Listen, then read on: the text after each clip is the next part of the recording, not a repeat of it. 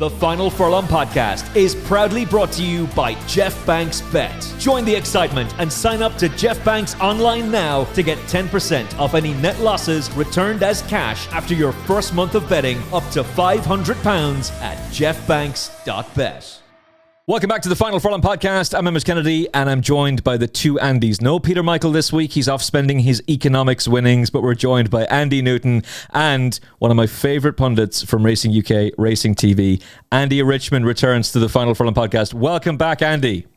Thank you very much. It's been a long time since I was appearing. My ugly mug was appearing on the box, but it was always good fun when I was. But nice to be on with you, Emmet, and on with obviously with Andy as well. I think I had the ice cream man coming down the road then, so if you heard some crazy tune, that was what I'm not going to nip out for a flake, all right? But yeah, anyway. Yeah, get us all at 99 there. I'm sure we can all enjoy it in the virtual world. They got very expensive, those, Andy, those 99s, I can tell you. They have, mate. Yeah, you're right. Well, we're going to win so much money this weekend. We'll all be enjoying 99s, or we'll be down the 99 pence store. It's one or the other, basically. Andy does some great stuff with the Bar Stewards podcast as well. If you haven't heard that, you should absolutely check it out. Those boys go a bit nuts, but it's good fun, a lot of good fun, and highly recommended. Okay, let's start with Ayr, shall we? For the live score bet Doonside Cup Stakes listed race, the betting with Jeff Banks as we record. Phantom Flight is your 11-4 favourite. He's an old friend of the podcast. Enfajar with Jim Crowley, Roger Varian, 4-1 shot. Caviar Heights is a 9-1 shot. Andy Richmond, you're a returning guest. It's been a while since you've been on. You get first crack at the first live race for Final Furlong podcast, the 150 over 10 furlongs. Wouldn't be my favourite race on Saturday, to be honest with you. Phantom Flight, I suppose, for those of you like a trader, though it is fairly short, will go off in front. I'd probably be more with Enfajar at the prices. I thought he ran well in the Strensel last time out, given a very wide trip. Probably comes out the best horse at the ratings or at the weights. And he's run at Goodwood, where he ran in the opening race of the meeting there way back when. He actually clocked the fastest finishing furlong speed of the week. I think if Indian Jim can give him a decent ride, I'm not a massive fan of the Varian stable, but I think he's probably the likely winner of this based on his last two runs. So I would be rowing in with Enfajar. Do you mind me asking you why you're not a fan of the Varian stable?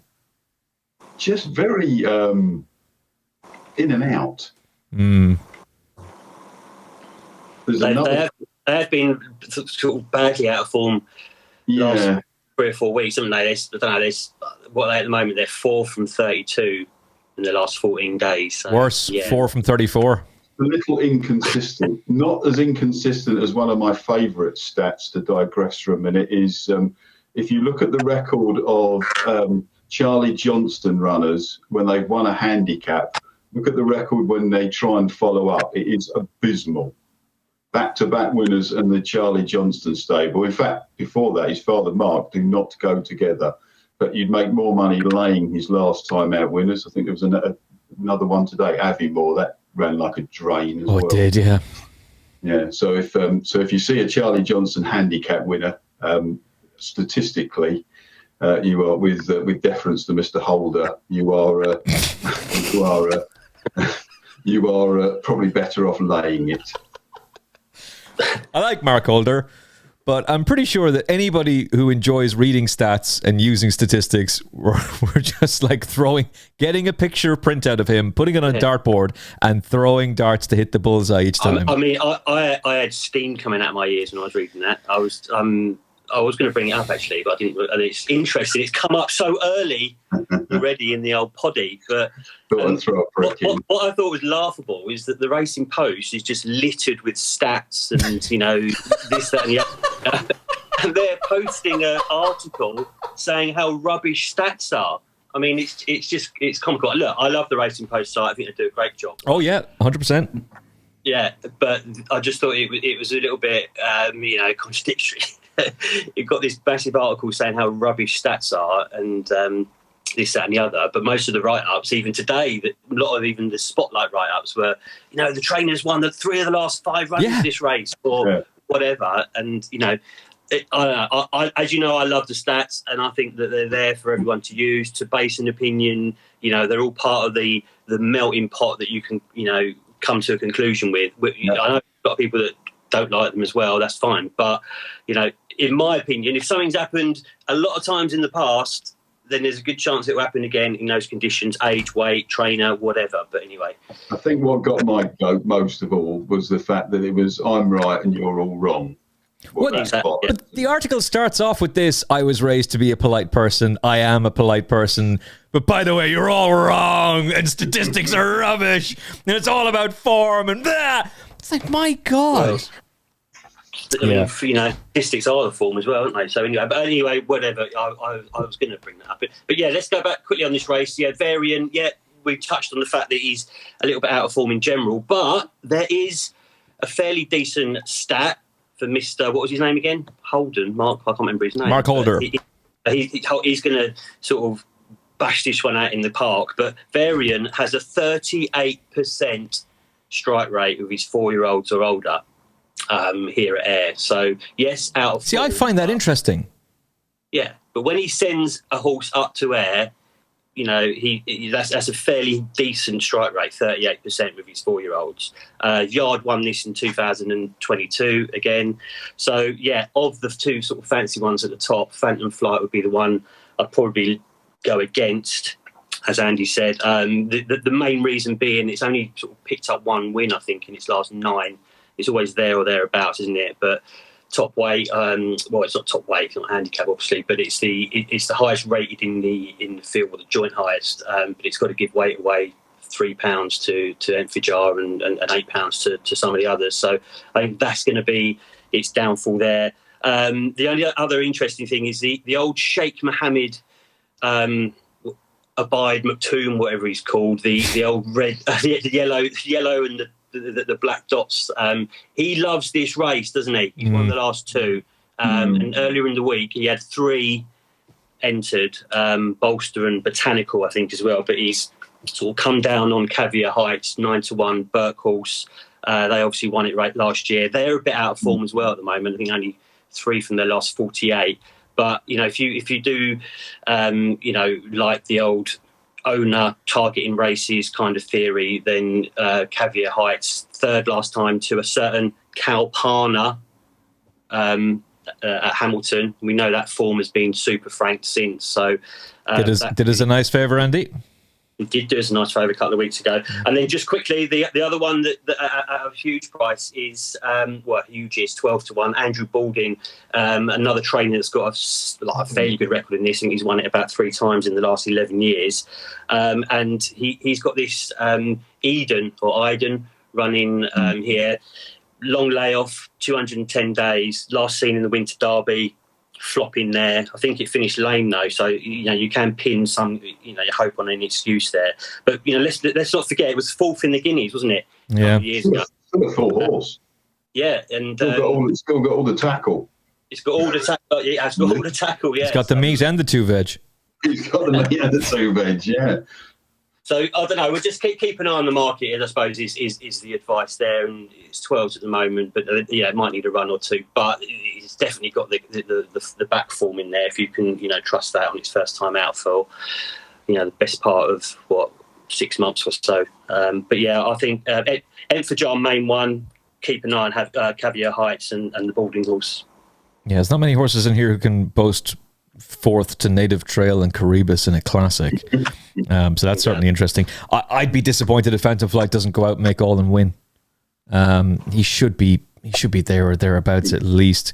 He's a place pot banker to kick off the day, but I thought the case for Enfijar was a very strong one. I think Andy's made a very good point there as well. I'm not really interested in making a big solid case about an 11-4 shot in Phantom Flight, who's let us down a couple of times now. So we shall move on to the 225 at Ayr. The Virgin Bet Ayr Silver Cup Handicap, where Jeff is going 5s about Alpha Kennedy. This is as we record anyway. Brooklyn 9-9. Apologies, that should be 9-9. That was a great show. That was a really good show. I think the last season was a bit ropey. 7-1 for Richard Fahey, Conor Murtagh on board, and old boy Summergan, former winner of the Silver Cup of the Ayr Gold Cup itself, only 2 years ago. Danny Tudhope on board. Is a race going to pan out his way? Is a race going to fall his way? Is it going to be this one, Andy Newton? Well, yeah, so again, a couple of years ago, won the Ayr Gold Cup. Obviously, not in that this year. £13 lower though here, a 10-year-old. So still loving its racing. And how many races has it had? I think it's 105. This will be. So yeah, it's been a good old servant to his connections, and you can't rule it out off a £13 lower mark that won the Ayr Gold Cup a couple of years ago. The interesting stats here are the draw, really. Recent ones, 7 of the last 8 have been drawn 11 or lower, which is fairly interesting considering the favourite, the old Alpha, is drawn high 22 here. On a superb run, isn't it? Was it 5 on the spin? Can't believe 5 on the spin for 5 on the course and distance winner. I think I worked it out. It's gone up £23 since the first of those wins, up 5 from its most recent. So yeah, I mean, there could be more to come from her. We'll see. But 5-1. Do you really want to take 5-1 in a race like this with 23 runners? Not for me, to be honest with you. So the draw is the final sort of nail in the coffin, really, for that one. The Fahey camp, not in great nick at the moment, but they have a fairly good record in this. I think 3 winners in the last 21. And there's also like Donald McCain, Grand National winning jockey, has got a runner in this, which is a bizarre one, but pause for thought. Is he getting lost on the way to Bangor? Well, yeah, exactly. Yeah, drawn 1, but it's a bit of a Chester horse, isn't it? I think it likes going around a bend, so not really for me here. So look, it's one of those races where you could sort of you can come down on quite a lot. I think Roberto Caro is another one that's in form, but that's drawn high. But the two sort of stats that I'm going to cling to are 6. What is it? Hang on, let me just check this one. I think it's the age one. Yeah, 18 of the last 21 have been aged 5 or younger. Okay, and if we whack that in with the draw one that I've already talked about, the drawn 11 or lower, then there's, I think, 6, okay, that come out of the old supercomputer, or whatever you want to call it. And those 6 are 2 Tribes, Rhythm and Hooves, King's Merchant, Lucky Man, Geneva, and Rock Opera. So I'm just going to, take a punt on all of them. If I was going to pin my hopes on one, Robert Cow's done me a favour a couple of weeks ago in the old Beverly Bullet, so maybe Rhythm and Hooves. It's rated 86, but it's won off, I think, a slightly higher mark this season, 87. So first run for the yard as well. The old Joe Fanning experience on there, drawn 5, so that ticks that stat. But yeah, there's 6 there that go with those 2 big old trends here. This is place pot banker stuff. Sommergand. For God's sakes, sure, everything's in his favour. Surely he's run a blinder at the Curragh again when the race did not pan out for him. He's running off his British mark of 89. He was 88 at the weekend. He hasn't been beaten far at York. He wasn't beaten far at the Curragh. And if he just gets the breaks, he'll go real close. Surely, Andy Richmond. Surely Sommergand goes close here. Does he not need... let's sort of wind back a minute. This race, the first thing to note for this race is that if everything pans out as per my namesake's stats, and they all come from the far side, you can bet your bottom dollar that all everything in the Ayr Gold Cup will be similarly backed. You watch the price movements as they go past the back. That's always the thing to watch. Even on Betfair, everyone will be backing those. Now, don't get caught out by that, because I nearly did once. Back in 2006, they didn't actually run a Silver Cup then, because it had only started in 2010, the Silver Cup. But they used to run some big handicaps here, and I think there was a big sprint handicap just before that, or the previous days had been before that, and everything had been winning high. And Fonthill Road went up the far side. It was one of 3 who did, and absolutely pissed up.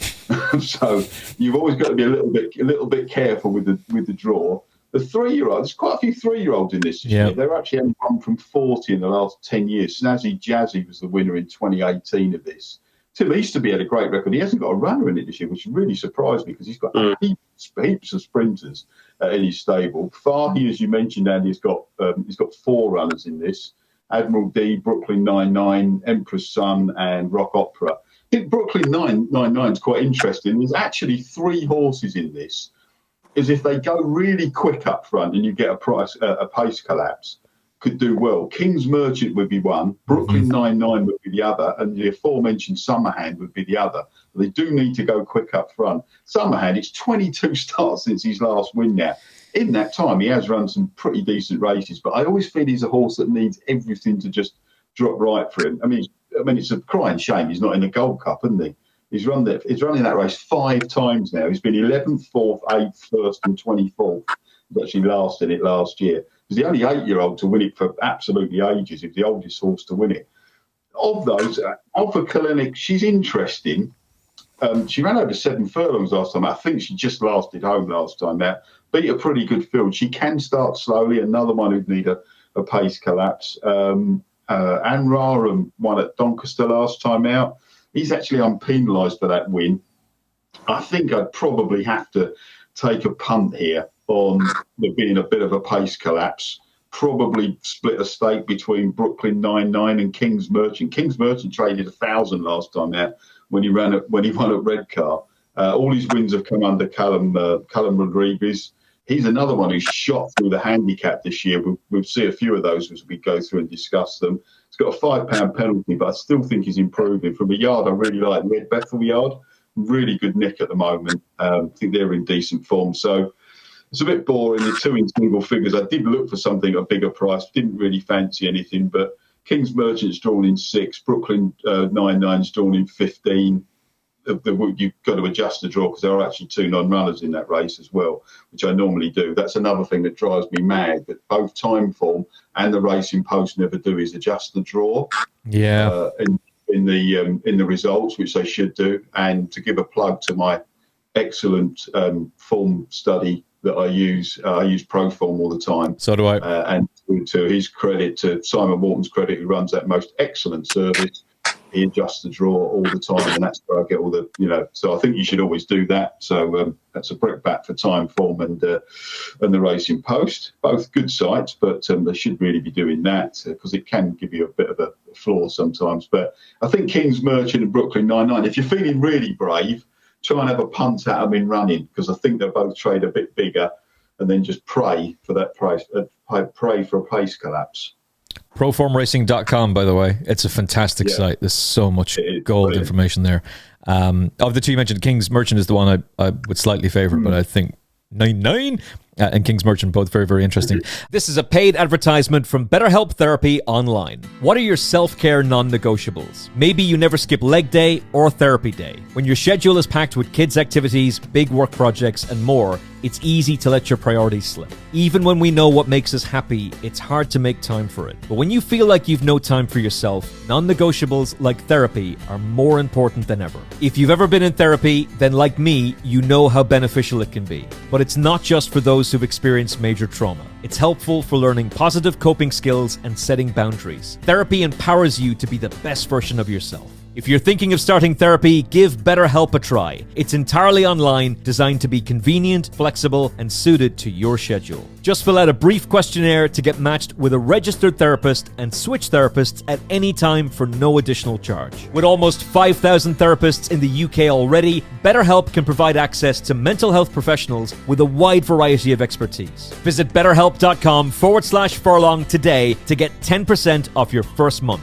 That's BetterHelp, HELP.com/furlong. This is a paid advertisement by BetterHelp. Give online therapy a try at betterhelp.com/furlong to get 10% off your first month and get on your way to being your best self. We'll move on to the 3 o'clock. We're hitting the juveniles. We've got a really exciting juvenile race to talk about at Newbury a little bit later on.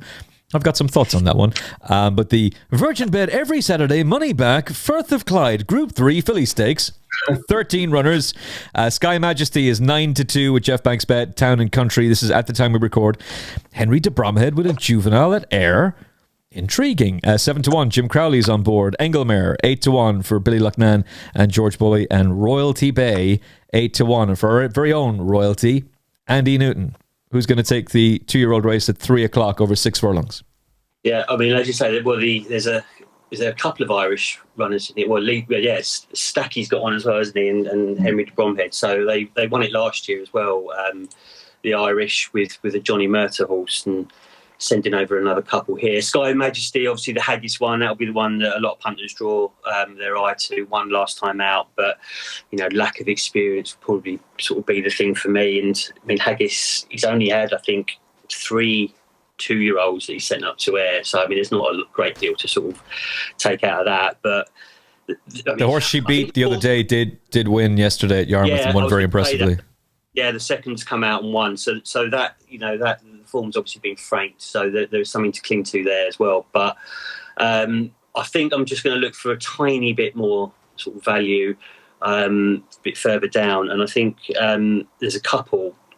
Royalty Bay, which was beaten favourite, wasn't it, last time in the Prestige at Goodwood, but soft that day. I think there's no rain forecast at Ayr, so they're going to probably stay on the old good side, which it is at the moment. But they don't get the old watering can out then. They don't get the old watering can out. And yeah, I mean it's run second in France as well in a Group 3. I think the drop back to 6 furlongs will suit, and of the ones that have got the sort of current form in the sort of bank, that's probably the one that's got the best. But obviously Sky Majesty could have the improvement still to come. And then the other two at sort of big prices, again, it's the Fahy camp. He's got 2 in this, and he's won 2 of the last 4. He's got a massive 24% strike rate with his 2-year-olds at Ayr. But it's just the form of the yard overall at the moment, which is the niggle. But he's got guns firing, so it's only had a couple of runs, this one. And it's a decent winner last time out at Donny. Before that, he's had a couple of months off to freshen up as well. Drawn 4 will be okay. And the other one, Stormy Impact, had a string of silver medals, isn't it? 3 seconds. But I think when I look back last time, it was beaten as a beaten favourite by a head or something, a short head, but it did lose a shoe in that race as well. So tiny excuse there. And before that, ran second to that Lothlarian at Beverley, which I think was actually entered in this a couple of days ago, and then it was obviously not in the final deck. So if that one was in the race, I think it would be fairly short in the betting, and it only was a short head second, I think, to that one as well. So based on the old Fahy stats, 2-year-olds at the track, I think Stormy Impact and Guns Firing look the 2 value ones over Royalty Bay for me. Yeah, I don't know what to make out of Richard Fahy's form. It's 3 wins from 63 runners over the last 2 weeks. That's the worry. But got to turn it around sooner or later. Yeah, true, absolutely, true enough indeed. Andy Richmond, what's your thoughts? I know you love the juvenile races. It's not really my forte, but I did think it's quite an interesting race. Actually, Andy had already touched on the fact that the Irish had won this last year. Obviously, they got the 2 runners. Henry de Bromhead, I mean, was always a trainer I've liked, old Dracula. And that's his nickname on the bar stewards. This is Dracula. We've got a lot of nicknames on them, so don't know. The shirt is William Haggis for obvious reasons. Somebody's got to do like a mock-up in the Cape, something like that. Yeah. But this is actually his first 2-year-old runner in Britain that I can find. But he's got a good record with his British flat runners overall, 4 from 20. And I just had a quick look at his record this year, which is 3 from 8. And they've all actually run pretty well, of course, most notably when he won the Ebor last time out with Magical Zoe. And Term of Endearment's won a couple of times and won the Bronte Cup at York. And also won the Lily of Entry at Goodwood. So when he brings one over, I think respect to Town and Country. I think you should certainly have a look at that. I was actually going to row in with one that Andy brought up with Guns Firing for the Fahy yard. As I say, he's got to turn it round sometimes. The interesting thing with this, it might be something and nothing. His 2 previous winners of this, as Andy mentioned, he's had 2 winners in the previous 4 years. Barefoot Angel and Coultham. They both won this on their third start. And guess what? Guns firing, third start. Yeah. Been put away. Could be something and nothing. Don't know. But I thought that the run was a pretty decent one last time out. And I do like Sky Majesty for the aforementioned Mr. Haggis, the shirt. Won at Newbury over 6 furlongs. If you watch that race, Tom Marquand really didn't have to do an awful lot. The second one next time out, the rest of the form is actually quite strong. Thought it was interesting. He doesn't, he's not a man to waste group race entries lightly. And I thought that Sky Majesty was interesting against the field. So one from the front end of the market, Sky Majesty, and one punt on the fact that it might be the third run and third run for the Fahy yard pattern he's used before, with guns firing at about 4 teams, I think. Yeah. I'm not sure if Mr. Banks is being that generous. Yeah, well, he was being that generous, but now that the podcast has gone live, that 14s, I'm sure, will come under pressure. So how much longer that 14s will last, I have no idea. Once the boys in the Jeff Banks war room the boiler room, I should say, once they've heard that, they might very well react. I thought guns firing was very interesting. I thought that Henry's horse was really interesting. That Snapdragon would be fairly down the pecking order at Ballydoyle and got turned over in a 4-runner race the last day. But the Nace race that she made her debut wins worked out pretty well. There's 2 winners at least have come from that race, including Magnum Force, who he was miles in front of her that day, but he's a really good horse for Geraldines. And he's been unlucky in his last couple of starts, just bumping into some nice horses. But there's just a lot of exposed horses in here, and I thought Sky Majesty was really the more interesting one. That would be my short list of 3. I will defer to the 2 boys, but I think it's intriguing. Ayr Gold Cup is a race I have a much stronger opinion on, though. The Final Furlong podcast is proudly brought to you by Jeff Banks Bet, where tradition meets cutting-edge technology, and with major flat racing festivals on the horizon and the new jump season about to kick off properly, it's time to leave behind the corporate bookmakers who don't value your loyalty. At this point, you've got to be fed up of their restrictions, endless affordability checks, and losing out on incentives just because you dare to win a bet. Jeff is the bookmaker fighting for your right to bet, giving you the freedom to enjoy British and Irish racing the way it should be, and you can watch all that racing on the Jeff Banks Bet app. So say goodbye to bookies who want you to lose your hard-earned money on their online casinos, and say yes to unbeatable odds and a bookmaker that truly values your custom, Jeff Banks Bet. Final Furlong podcast listeners who sign up to Jeff Banks online using the promo code FFP500 can get 10% of any net losses returned as cash after your first month of betting, up to £500. It's an offer you won't see anywhere else. Visit jeffbanks.bet today and enter promo code FFP500 and join the excitement. That's jeffbanks.bet using promo code FFP500, because your betting experience deserves more. 6 furlongs, Virgin Bet, Ayr Gold Cup handicap. We got the Max Field of 25, an American Affair, who did us a big favour on the Final Furlong podcast last week. How did Paul Mulrennan get up? How did she get Paul Mulrennan out of trouble? My goodness, she does a huge favour. 8-1 is the current price, and seemingly he's chosen her, or him even. What am I saying? Apologies for misgendering American Affair. How dare I do such a thing? I'm going to have to go and have a good think about my actions. 8-1 is the current price with Jeff Banks Bet and has been supported. Ramazan, 10s for Richard Fahy, whose form is, maybe he'll have won the juvenile race beforehand. Oisin McSweeney claims 3. Billy Joe, who keeps going close in these big races, an 11-1 shot. And this is the horse that seemingly Paul Mulrennan has deserted. Jordan Electrics, who is some star for Jim Goldie. I love this horse. Danny Tutt up on board, a 12-1 shot. Andy Richmond, who will win the Ayr Gold Cup? Well, it's been 49 years of hurt for the Scottish trainers, isn't it? 1975 was the last time they won it with Roman Warrior.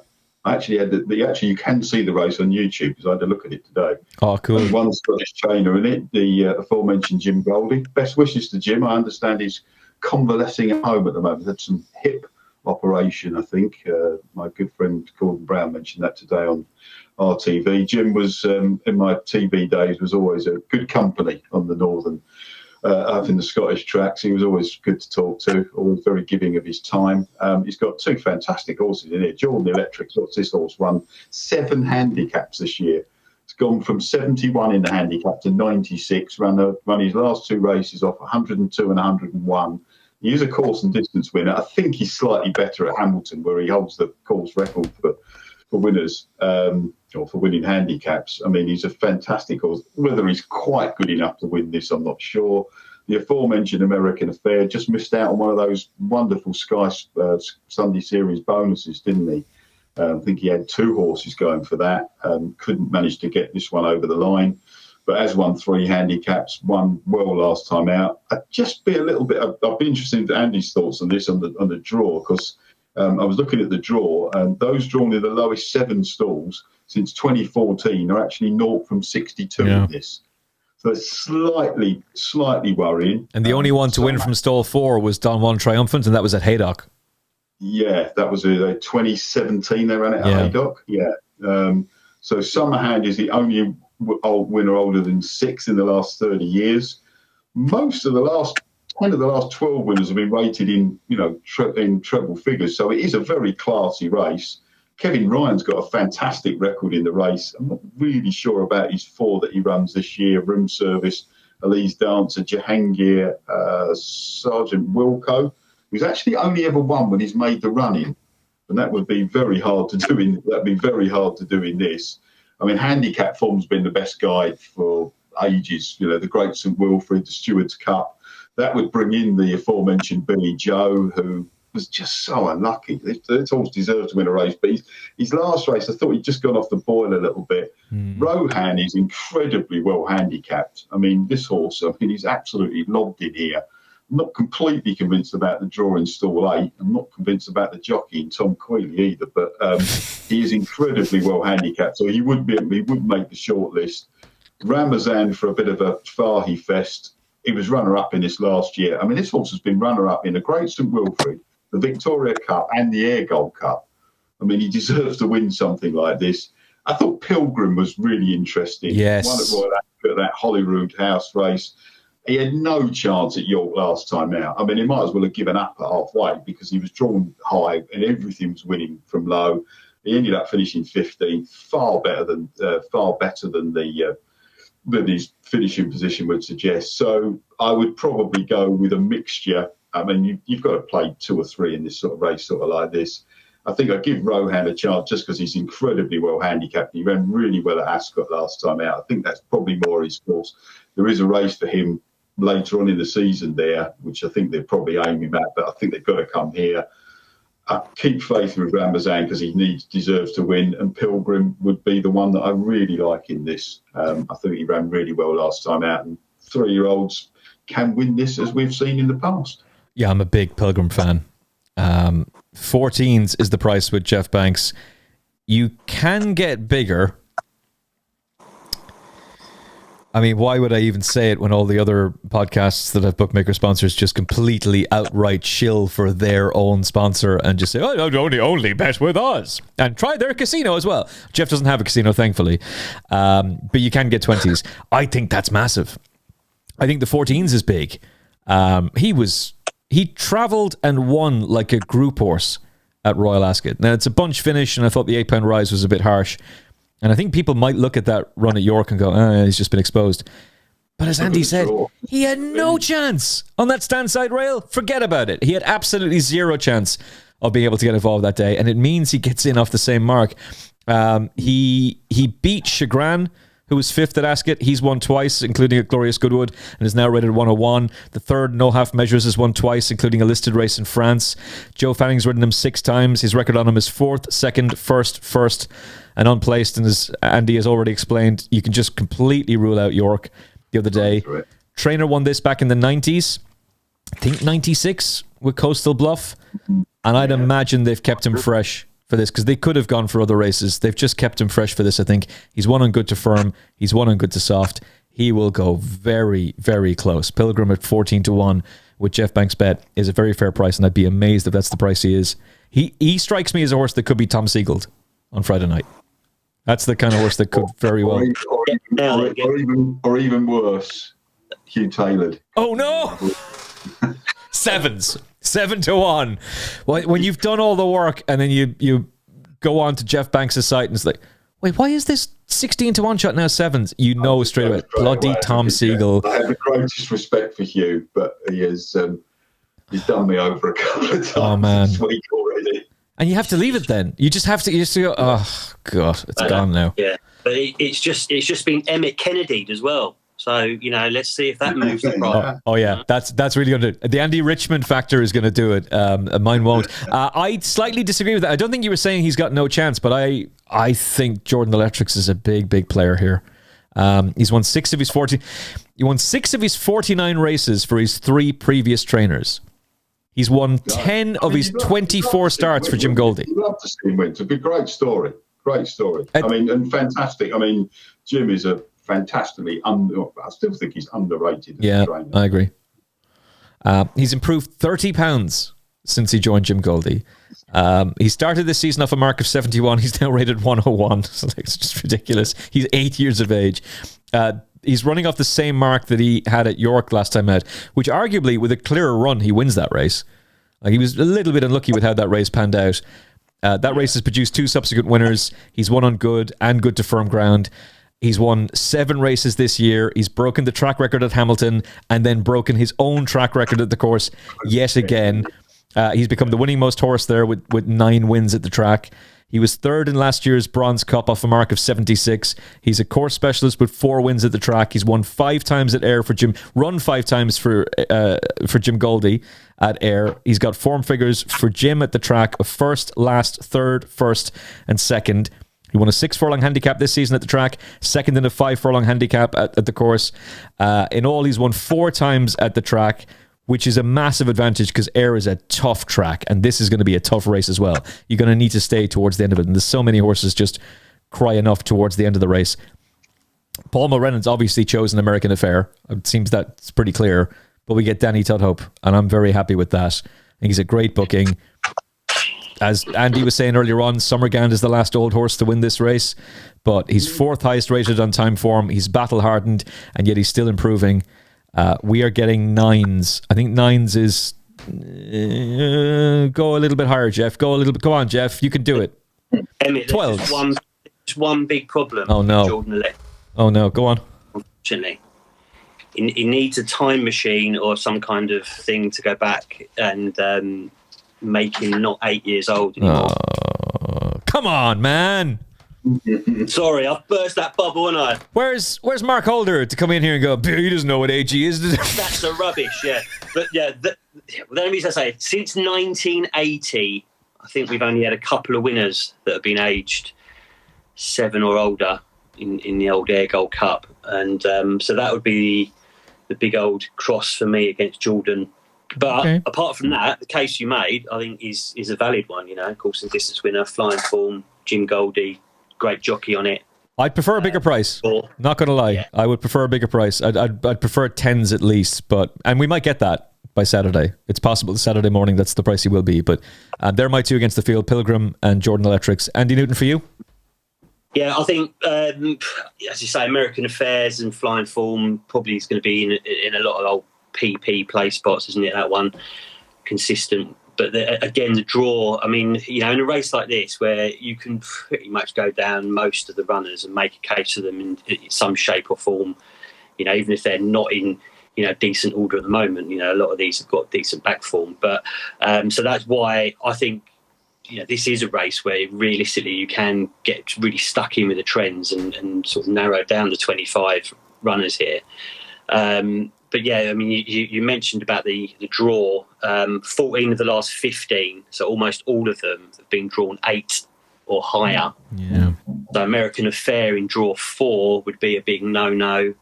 But Rohan gets in just drawn 8. Yeah. And Andy, you asked about draw 8 and you weren't sure about the draw. But let me tell you this. 4 of the last 19 winners, so that's about 21%, have come from stall 8.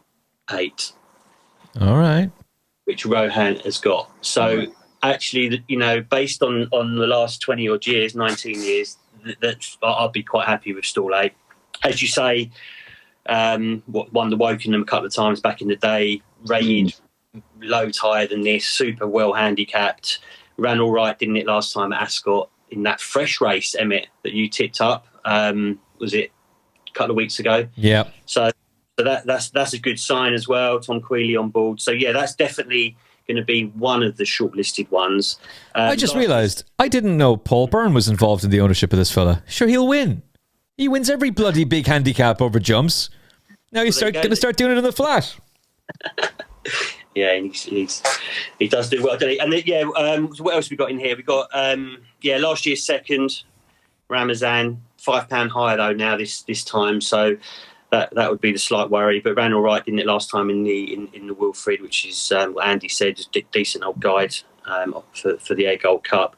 But the other two, I mean, you mentioned Kevin Ryan.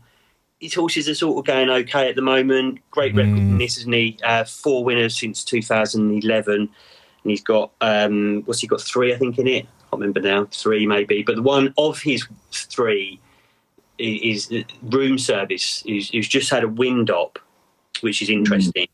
And I think it won at Ponty last time in fairly decent fashion. They've put it away 2.5 months or so, freshen up for this. Obviously, would have been a big target. It's up £5, yes, but I think that's a sort of a fair rise. It's only had 7 runs. I think it's won 3 of those, so there could be more to come. Ground will be fine. Drawn 22 high, so that's cool. Tom Eves is on board. So of the Ryan sort of army that he's sending, that's going to be one of them. And then at a monster-ish price down the bottom, Andrew Balding. He's not got a bad record in this as well. He's won twice, I think, in the last 11.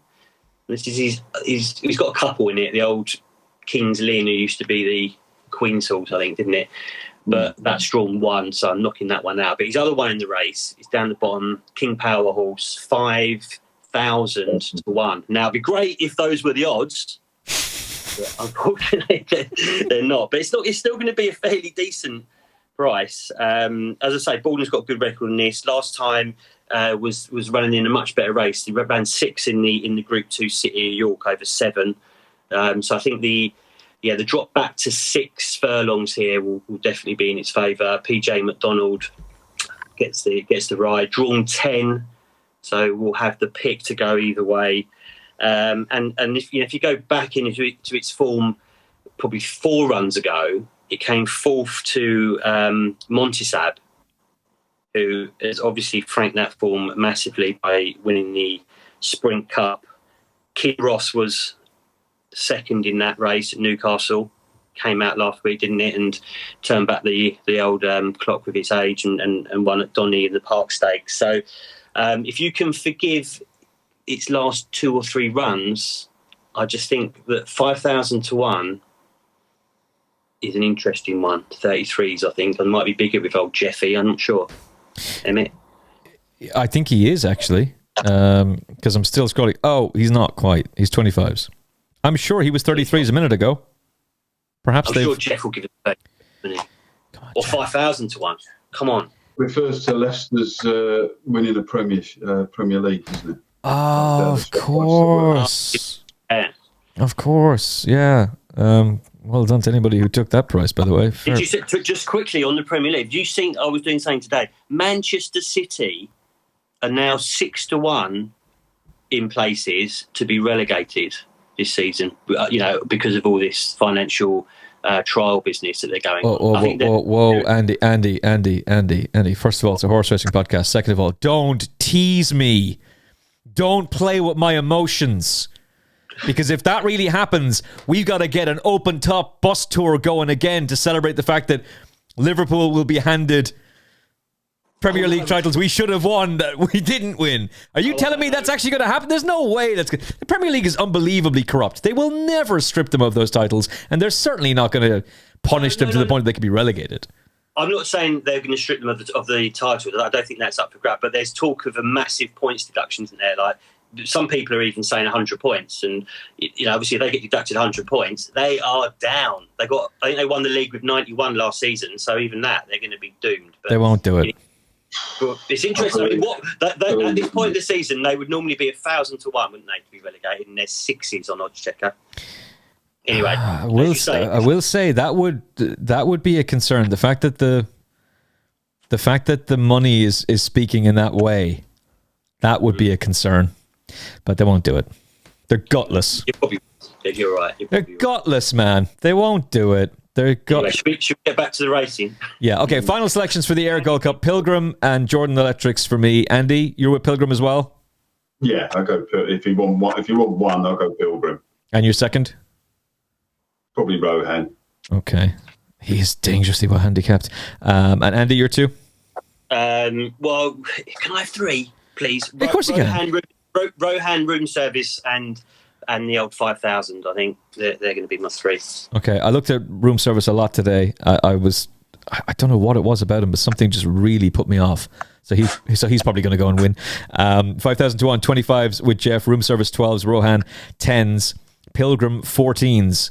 And in fact, it's already happened. Has somebody got access to Tom Siegel's tips already? Or has Hugh Taylor published something already? He's already been cut. Andy, did you decide to just unload now? No, not back the horse at all. He's a sea of blue. 14s is becoming the best price, and that is available with Jeff Banks right now. The Final Furlong podcast is proudly brought to you by Jeff Banks Bet. Join the excitement and sign up to Jeff Banks online now to get 10% off any net losses returned as cash after your first month of betting up to £500 at jeffbanks.bet.